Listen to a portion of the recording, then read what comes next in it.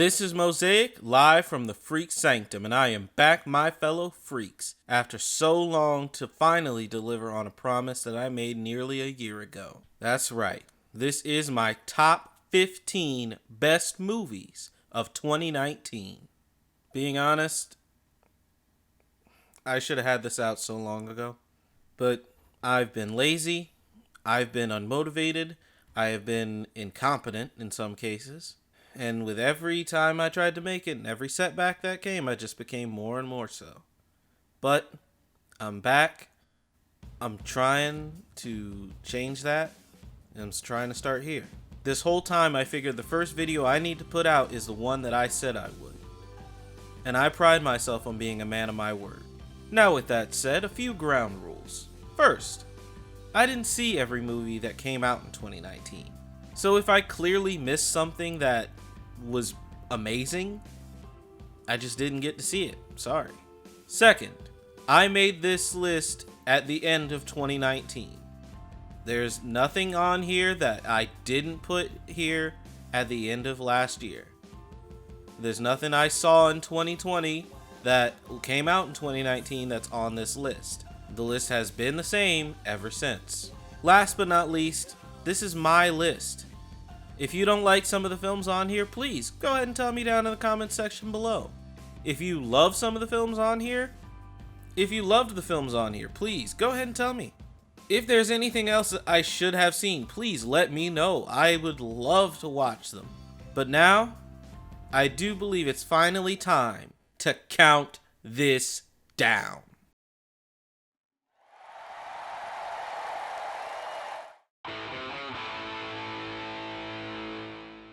With the multitude of remakes and sequels coming out these days, you gotta appreciate it when they just nail it.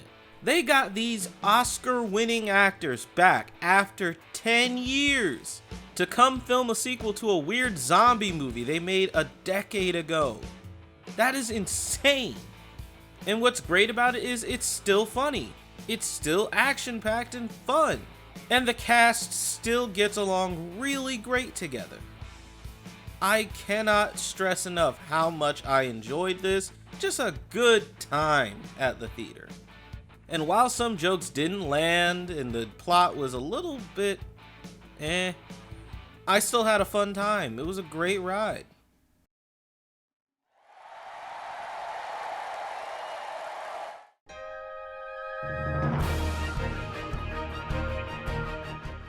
I'll admit, Frozen 2 has a few problems that I cannot ignore. The plot is kind of here and there. Kristoff just kind of gets taken out of the plot for no apparent reason. And the ending. I don't like the ending. I think it kind of skipped an entire movie's development for no apparent reason. But this movie had what I felt was a decent story. It was told fine. And the visuals were great, but honestly, a lot of this goes down to the soundtrack. I just find it leagues ahead of the previous movies, even if Into the Unknown isn't quite the hit maker that Let It Go was. I loved most every song on this soundtrack, as opposed to a few from the first one. And to be honest, watching it was just a good time. And I'm never going to deny a movie for giving me a good time. But seriously, that ending is just, it irks me so much.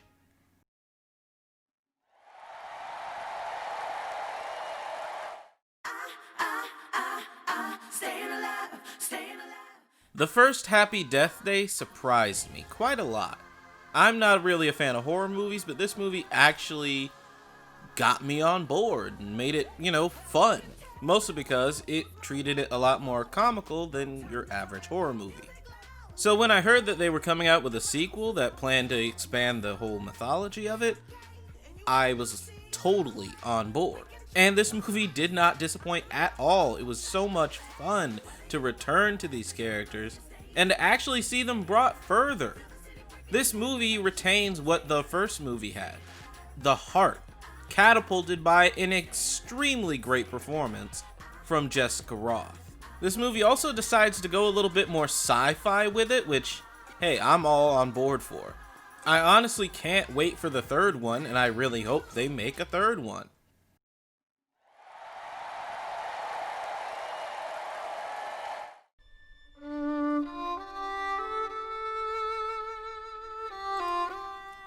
Abominable was actually quite the surprise when I went to see it.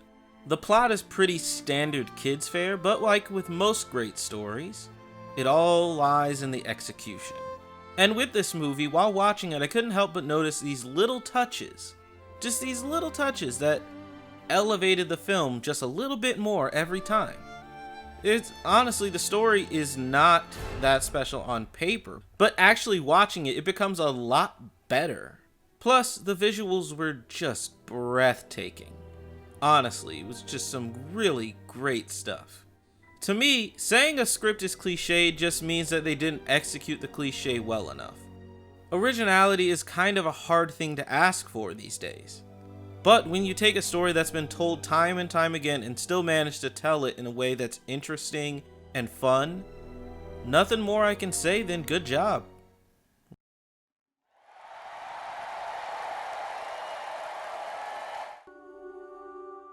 How to Train Your Dragon is the Toy Story of a new generation. Fight me! And like Toy Story 3, this is just one of the greatest ends to a trilogy that has come out ever. I don't have to tell you that the story is full of heart and it's clever. These things are pretty standard with How to Train Your Dragon by this point. And they deliver here so freaking well.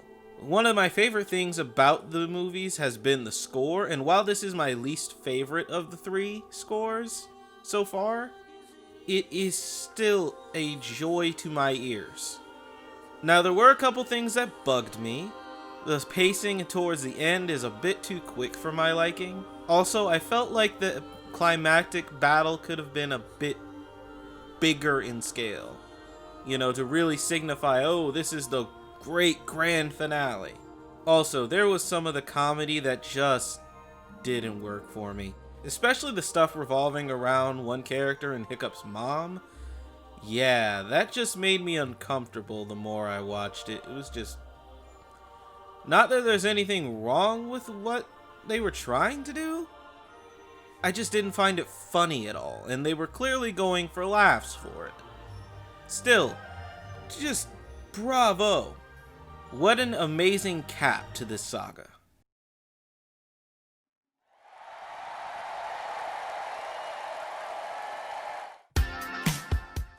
Longshot was another surprise for me. I didn't expect to enjoy this as much as I did. But this movie is actually really freaking funny. It's amazing. I laughed so hard so many times. And none of it felt forced. None of it felt like I was laughing out of pity for the movie or anything like that. It was just good, natural belly laughs. Even more than that, the movie takes time to deepen both the characters involved and their relationship to a point where it's extremely believable. Only benefited by the amazing chemistry, surprisingly, between Charlize Theron and Seth Rogen. They just work really well together, both comedically and romantically. I don't get it, but it works. Honestly, there's not much more for me to say here. It's funny, it's well written, the characters have good chemistry. There's not really a lot of flaws I can dictate here. It's just a nice, solid movie.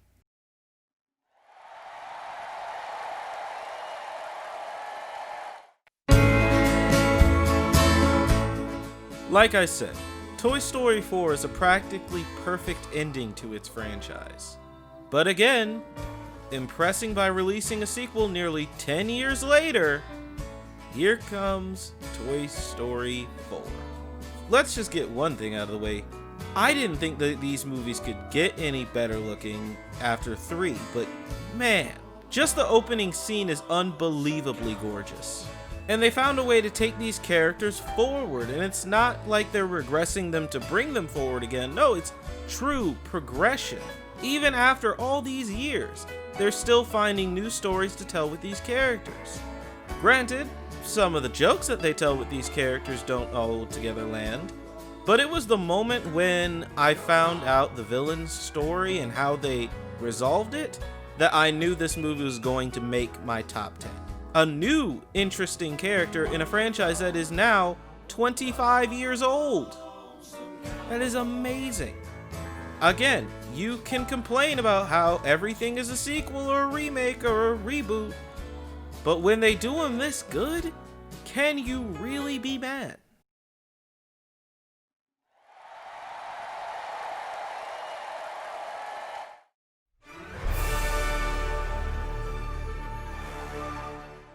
Shazam! You gotta say it like that. This movie is yet another example of you don't have to be entirely original to be super fun. This movie, enjoyment incarnate, is just so much fun to watch. Mostly because of Zachary Levi, who perfectly embodies this role of a kid trapped in a superhero's body. It could be the smaller scale film of the DCEU, and it didn't have to be more than that. And I'm glad for that. The acting in the movie is just superb. The score is like a super old-fashioned kind of superhero score, you know what I mean? And a lot of the writing, some really enjoyable characters. I swear, man, this movie is just good fun. Good fun.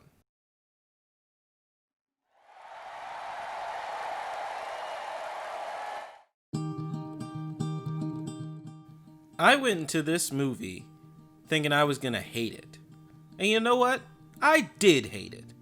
I hated how much I liked the characters. I hated how much the romance got me all choked up throughout the whole freaking thing. I hated that this movie was so freaking good. All seriousness aside, Haley Lou Richardson is a freaking treasure. She is incredible in this movie. And Cole Sprouse holds his own with her too. Moises Arias turns in a great performance here.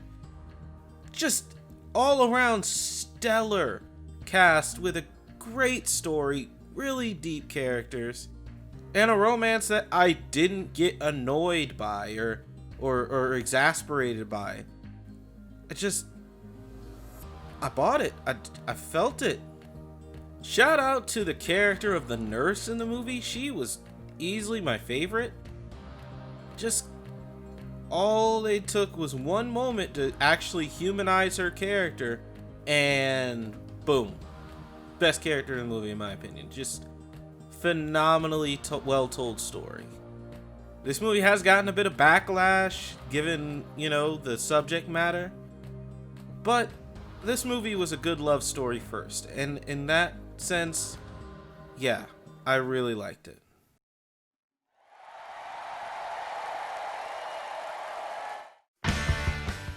Fighting with My Family is an excellent example of simple premise, amazing execution.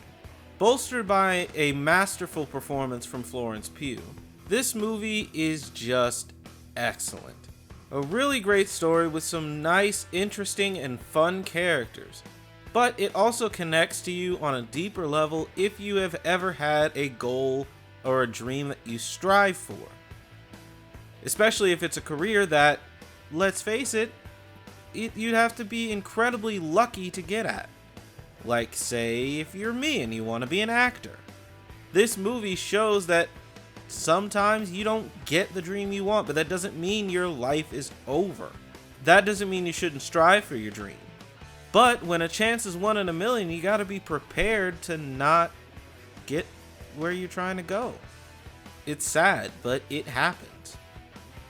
That doesn't mean I'm gonna stop. This story is deep and relatable for that reason. And I had a great time watching this movie. Also, tons of wrestling, and that's just cool.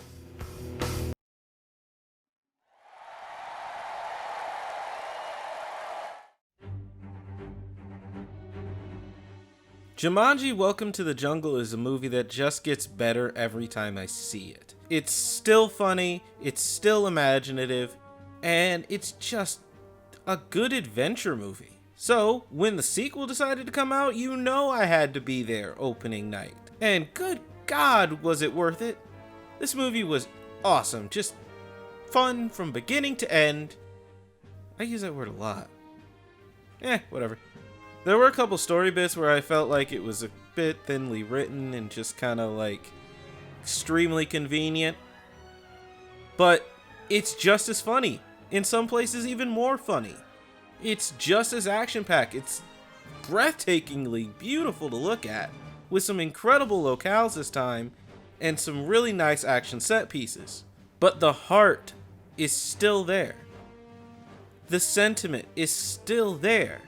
You're following characters that you know and love, and just, you're so excited to see how this new adventure is going to affect them. The fact that they were able to get so creative with this premise, and keep being creative, just puts this in one of my new favorite franchises. I just love this movie.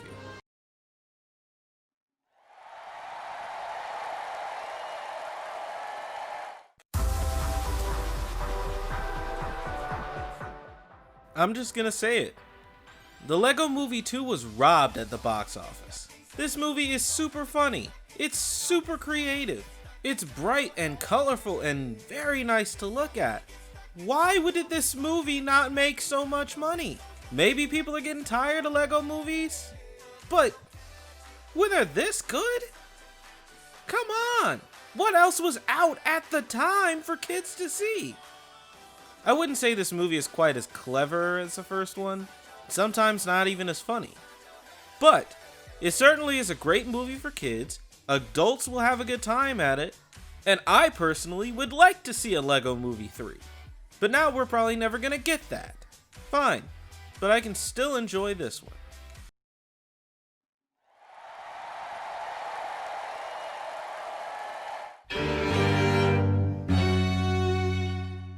If there's one thing I do love, it's a good mystery movie. And Knives Out is a great mystery movie. This movie takes the mystery, flips it on his head, spanks it, tells it to sit in the corner, and says, this is how you do a mystery movie. Everybody knows exactly what kind of movie they're in, and they are having an absolute blast.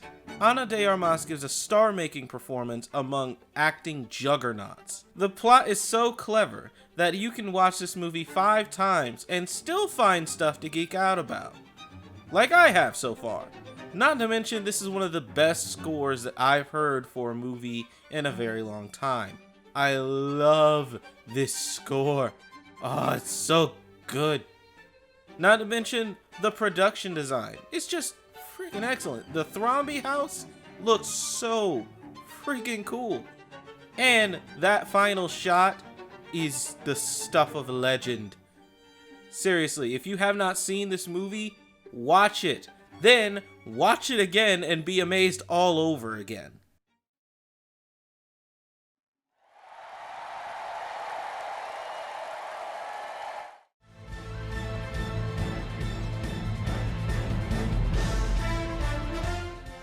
If you know me for any length of time, you know I had to put this high. There's no way they'd make a great Spider-Man movie and I'd leave it off the list. Spider-Man Far From Home is action-packed. It has better action sequences, in my opinion, than the first movie. The characters are still fun, still charming, still memorable, and in this movie, I think that Tom Holland delivers just as good, if not an even better performance than in the first one. He's just really great in this movie from an acting standpoint. Furthermore, the amazing locales makes for some really great creative sequences and some interesting interactions with our characters. The one thing I would say doesn't hit quite as well is some of the comedy. It wasn't quite as consistently funny as I found the first one to be, but it's just bigger in all the best ways. And despite Mysterio being the villain, and well, we all knew that was going to happen, it's still incredibly entertaining. Jake Gyllenhaal is so good in this role. He plays it like he's having the time of his life, and the chemistry between him and Tom Holland is superb. Honestly, this is just a really, really great Spider-Man movie. But only one could be the top. I think you know which one that is.